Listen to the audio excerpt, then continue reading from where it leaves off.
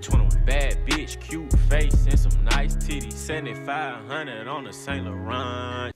Hello everybody, and welcome to Burst Series Episode 2. You know, Space Commanders are pretty cool. Like Darth Vader, the leader of the Galactic Empire. From the movie franchise Star Wars.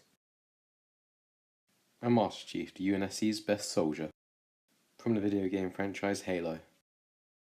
I'm Zachamus Prime. It's my job to analyse their weapons, strength and durability to find out who will win this fight.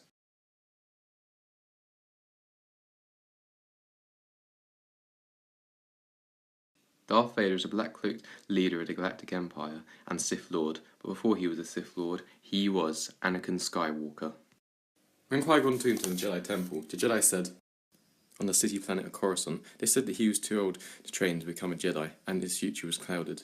Oh yeah, sure, too old to train to become a Jedi, even though he was like, what, only 9? Sounds odd to me. And this wise guy right here, whom we all know and love, Yoda, he said it himself that his future was clouded, and not even the Jedi Council could sense his future. Because, as we all know, his future ended up being very dark and kind of depressing.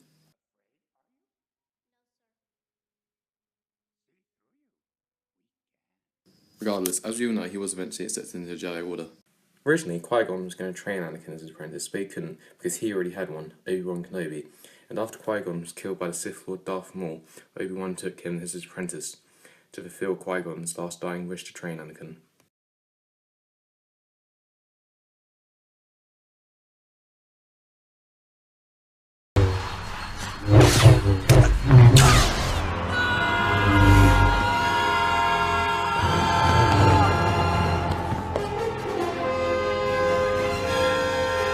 No, Liam Neeson, you're so badass! So yeah, after that, Obi-Wan took Anakin as his apprentice. And this was when Anakin was 9 and Obi-Wan was only 14. Before Obi-Wan had become a master. But regardless, he trained Anakin in the ways of the Jedi and the Force. And Anakin became a powerful Jedi. He fought with Obi-Wan in many battles, and Obi-Wan considered him as a little brother. And the Clone Wars is now 10 years old since it came out in 2008, and now it's 2018. Man, time just goes too quickly. Anakin was one of the best Jedi that the Order had. However, during the last days of the Clone Wars, he found out that his wife, Padme, had become pregnant. This worried Anakin, as he feared losing her to childbirth. He would have feared less, but his mother, Shmi Skywalker, was killed by sand people before the Clone Wars. Very upsettingly, this of course added to his worry of losing Padme, and this is what caused him to turn to the dark side. The Emperor told him that he could show him how to save Padme, but only if he turned to the dark side. This started self-confliction in young Anakin.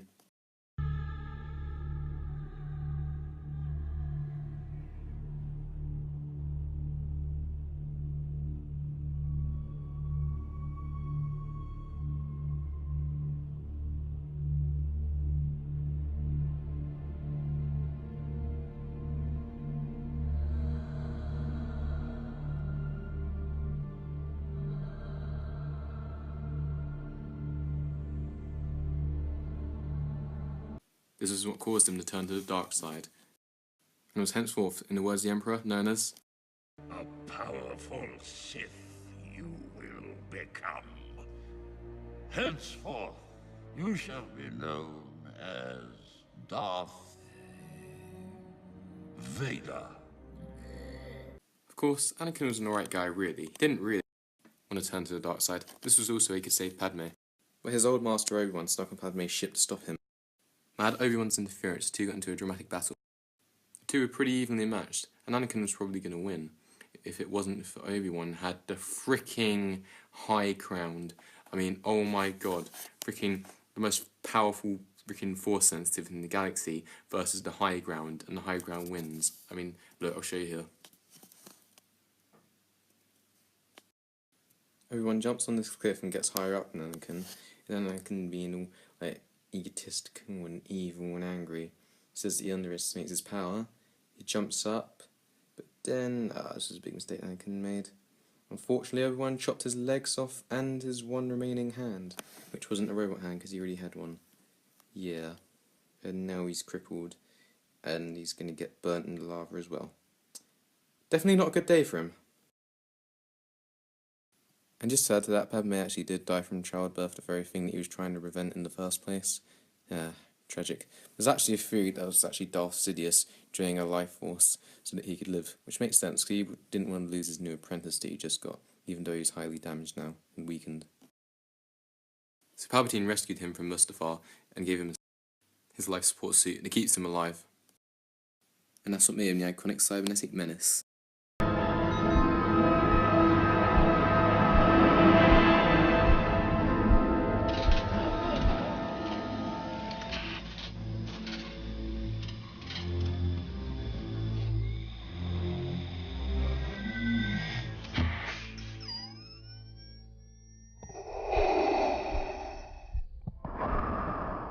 Damn, he looks intimidating and badass. And after this, he did Palpatine's bidding. He hunted all of the remaining Jedi after Order 66. Ruthlessly, and with no mercy. As he was depressed after he found out that he had lost Padme, and had nothing left, only rage and hatred. So he thought, we'll get back to that soon. Darth Vader is over 6 feet tall. Obviously, and unfortunately, he had his hands and his legs replaced with prosthetics. Weak ones as well. Furthermore, he can't breathe without his mask, as you can obviously tell, and the reason why is because after his fight with Obi-Wan, he was forced to inhale that smoke which toxicizes his lungs from the inside out. That's why he always makes that gas mask sound. Vader's suit enhances his vision, his hearing, and his physical strength. Just Vader's suit alone gives him the ability to lift thousands of pounds, and this is without the Force. His suit is even strong enough to deflect lightsaber hits, like this one. Despite this, the armor still has several flaws, deliberately put there by Palpatine. It was heavy and weighed him down. It was also hard for him to go to sleep with his heavy breathing. This kept him awake most of the time. Well, there's a theory that Palpatine deliberately added these design flaws so that Darth Vader couldn't overthrow him. Even though the suit had its flaws, Darth Vader quickly got used to his new suit and but his suit is very vulnerable to force lightning and other electrical charges. Like how you can see here, where this is what I wanted to tell you about, when he saves his son, Luke Skywalker. He is heavily damaged by the Emperor's force lightning, who he does turn on to save his son, but he is heavily damaged by it and practically destroyed by it. However, he can actually use lightning to his advantage as well. He can make a ball of electricity called kinetite, but he can't channel it through his hands like normal Sith Lords can, due to his prosthetic limbs. Darth Vader's main weapon is of course his sexy-ass red lightsaber, which is a dual lightsaber. He can double the length of, unlike normal lightsabers. Lightsabers being comprised of plasma can cut through nearly anything, and can easily deflect lasers and bullets. Darth Vader is an aggressive beast in combat, an expert lightsaber duelist. He was also very powerful with the Force, and used both of these abilities to slay all of the remaining Jedi after Order 66, apart from his son Luke, of course. Darth Vader may have been maybe a shadow of what he could have been after his fight with Obi-Wan, but regardless, he is still a badass killer cyborg, and if you've pissed him off, don't even bother apologising, because you're already dead. All too easy. Master Chief is the protagonist of the Halo franchise and badass super soldier in the very distant future of the 2500s, but before he was Master Chief, he was simply known as John. An innocent civilian boy born on Adonis II. Master Chief has quite a similar backstory to Darth Vader, which is interesting since these two are from completely unrelated franchises. I mean, I know the plot's very similar, but it's still cool how two characters from separate franchises can be similar to each other. But anyway, let's continue. John was abducted when he was a child by UNSC to train to become a Spartan. John and a group of children he was abducted with were augmented to become Spartans when they were teenagers. They did not survive the augmentation, or were severely damaged from it, and not able to fight for the UNSC, and had to go home, back to where they originally were, and the rest had to fight in a freaking war against aliens. However, the Spartans were originally designed to actually fight humans, and to stop human civil war. Things all changed when the Covenant invaded and attacked the colony world Harvest in 25. Master Chief and his squad Blue Team were immediately deployed to investigate one of the Covenant ships. When Master Chief and Blue Team was infiltrating one of the Covenant ships, unfortunately, one of the members of his team Sam was shot in the chest with a plasma gun, which pierced his armor, meaning he couldn't escape, because he'd get killed by the vacuum of space. He just about seemed to get shot here. Oh, damn, he took quite a hit. But anyway, so because he gets killed by the vacuum of space, he stayed behind and sacrificed himself, so John and the rest could escape. When the detonator they placed in the ship by them went off, Blue Team suffered their first loss, and this was the only thing John ever feared, losing any of his soldiers. As John grew up, he then worked his way through the ranks and then made it to the highest rank, Master Chief, which is what he was then known as. After this, he was sent on a lot of solo missions without his team, and then, after that, he met Cortana, an AI made by the UNSC, and then teamed up with her. And they make a great team. Hell, they even destroyed a Halo ring together.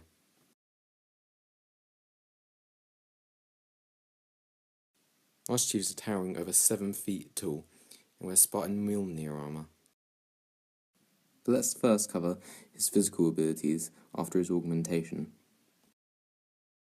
Even without his armor, Master Chief is still like a Master Olympic athlete.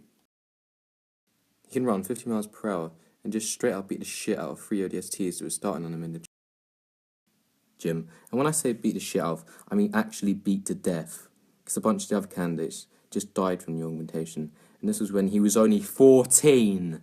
So yeah, definitely don't start on John, because he might beat you to death like he did to those ODSTs for starting on him. What a badass. No wonder he's a super soldier, and a super soldier that saved humanity. He can also jump 30 feet in the freaking air. I mean, oh my god, holy shit. To show you better what that is, that's the equivalent of over 4 people on top of each other. Now, let's cover his armor and what it can do. Now, armor increases his already amazing abilities, and one of these is strength. With his armor, he can lift over a ton, and it's also what allows him to jump so high as well. With him and his armor put together, he weighs over 700 pounds. His armor has overlapping layers that are capable of stopping small amounts of gunfire. This, added with his energy shield, can really make him capable of taking a lot of punishment. He can also easily survive toxic environments with his armor, and it increases his speed and strength. He can also resist electromagnetic pulses and radiation, and extremely high temperatures, and this filter is capable of scrubbing out bacteria from the helmet. So it's also a very good decontamination suit, which is exactly what he needs it to be when he's fighting Halo's greatest enemy, the parasitic flood. Now let's talk about his energy shield. His energy shield was made from Covenant technology and can easily absorb shots, but there's so much he can take before it eventually runs out and has to recharge. The energy shield completely protects him from his feet to the top of his head. The energy shield is very powerful and can resist 15 megajoules and recharges very quickly, using power directly from the supply unit. The energy shield is made out of electricity and gives a high energy plasma, which also allows it to deflect bullets with ease. His armor is made out of titanium alloy, which actually allows him to take quite a lot of bullets before piercing. Master Chief's primary weapon is the assault rifle, which fires loads of bullets rapidly. And his secondary weapon is his magnum, which is a pistol you can actually zoom in with. He also wields many other Covenant and UNSC weapons, and lots of them are very powerful, including the energy sword, which is one of my personal favourites, which is a sword made out of plasma. He can cut through nearly anything with this.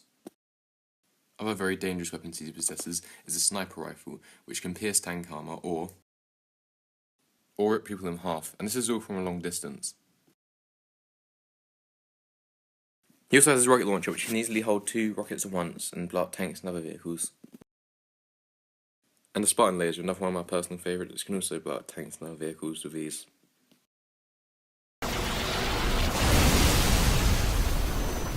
Master Chief can only carry about 2 weapons at a time, but he finds loads of them scattered on the battlefield that he can use. He's also an expert in hand-to-hand combat. He also has 2 thrusters on the back of his armour that he can use to fly in space with and hover in the air with as well, like a badass. Hell, he's fell from orbit twice now, once from Earth and the other time from his forerunner planet called Requiem. And he got back up both times and shaked it off like it was nothing and then was kicking out alien ass instantly after. And he's defeated the forerunner general twice and has saved the world from extinction multiple times. And the second time he successfully killed the general. Why? Because Master Chief is the epitome of badass. Master Chief, you mind telling me what you're doing on that ship? Sir, finishing this fight. Alright, the combatants are set. It's time for the fight to see who's more powerful. Just quickly, I want to say rest in peace, Bruce Forsyth. You meant so much to all of us.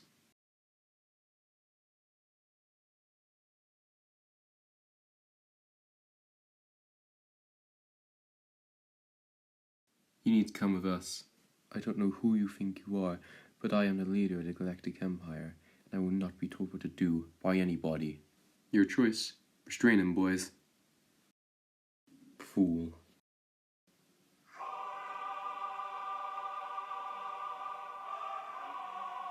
Ah! No, you bastard!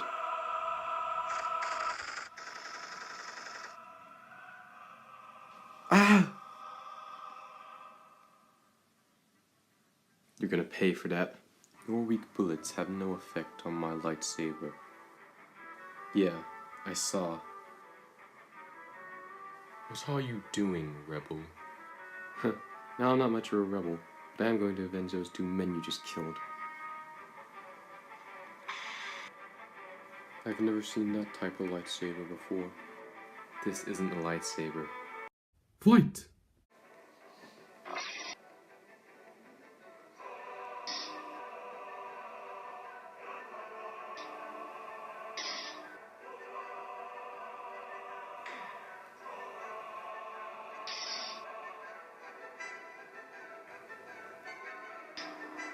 You are impressive. Thanks, I get that a lot. Whoa! Ah! But you are still not powerful enough to defeat me. Before I kill you, who are you? Ah, a super soldier. Interesting. But nobody invades my ship and lives to talk about it. Ah! Yes, choke. Ah! All too easy. Ah! Take this! Not again. Die. Phew. I thought I was screwed for a moment there. Fatality! Well, looks like Master Chief remains the undefeated champion of Versus series. However, this was a very close one. Whilst Darth Vader did have the advantage with the Force, Chief had the advantage in everything else. He was faster and stronger than Vader. Whilst Vader can lift several hundred pounds with his suit, Master Chief can lift up a whole ton with his. However, I'm sure all of you thought that Chief was screwed, much Darth Vader had him in the Force choke, but he was able to survive. Barely, but still just about managed to survive. This was because of his energy shield that went off when his health was on critical. It stopped Darth Vader and pushed his hand back and freed him from the Force choke. Master Chief has survived being choked for a long amount of time by a dialect as well. And even without his energy shield, he's still going to go Cortana to save him from being Force choked, just like she did with Didact. The end Chief just had luck on his side again. The winner is Master Chief. Again.